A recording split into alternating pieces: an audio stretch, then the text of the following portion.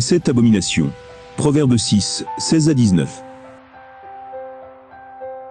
Il y a 6 choses que Yahvé, 7 qui lui sont en abomination.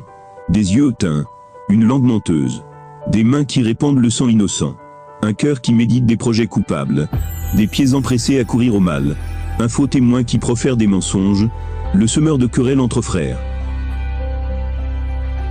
Discours paternel, Proverbe 6, 20 à 35, et 7, 1 à 27.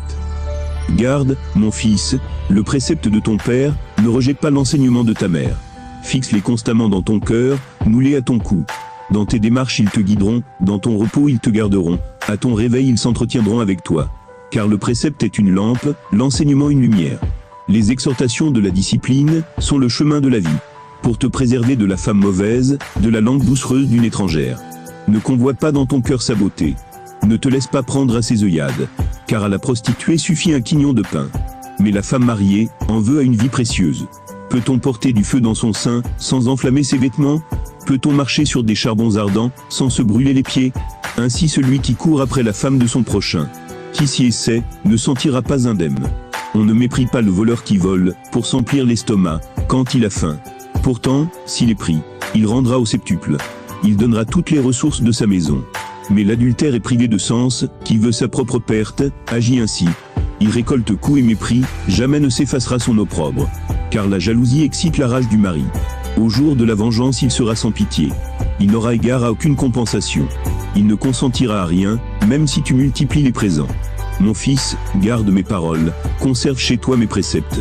Garde mes préceptes, et tu vivras. Que mon enseignement soit comme la pupille de tes yeux. Fixe-les à tes doigts, inscris-les sur la tablette de ton cœur. Dis à la sagesse, tu es ma sœur. Donne le nom de parente à l'intelligence. Pour te garder de la femme étrangère, de l'inconnu aux paroles doucereuses. Comme j'étais à la fenêtre de ma demeure, j'ai regardé par le treillis, et j'ai vu parmi de jeunes niais. J'ai remarqué parmi des enfants, un garçon privé de sens. Passant par la venelle, près du coin où elle est. Il gagne le chemin de sa maison, à la brune, au tomber du jour, au cœur de la nuit et de l'ombre. Et voici qu'une femme vient à sa rencontre, vêtue comme une prostituée, la fausseté au cœur. Elle est hardie et insolente, ses pieds ne peuvent tenir à la maison. Tantôt dans la rue, tantôt sur les places. À tous les coins, elle se tient aux aguets. Elle le saisit et l'embrasse.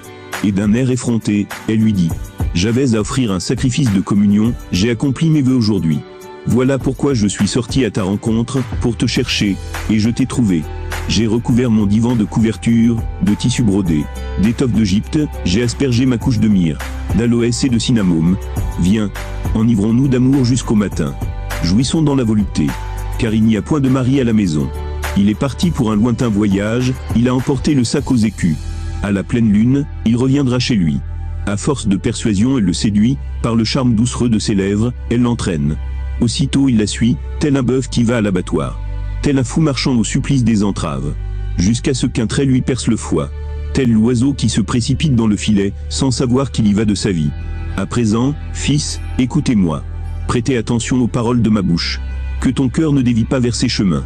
Ne t'égare pas dans ses sentiers. Car nombreux sont ceux qu'elle a frappés à mort. Et les plus robustes furent tous ses victimes. Sa demeure est le chemin du Sheol, la pente vers le parvis des morts.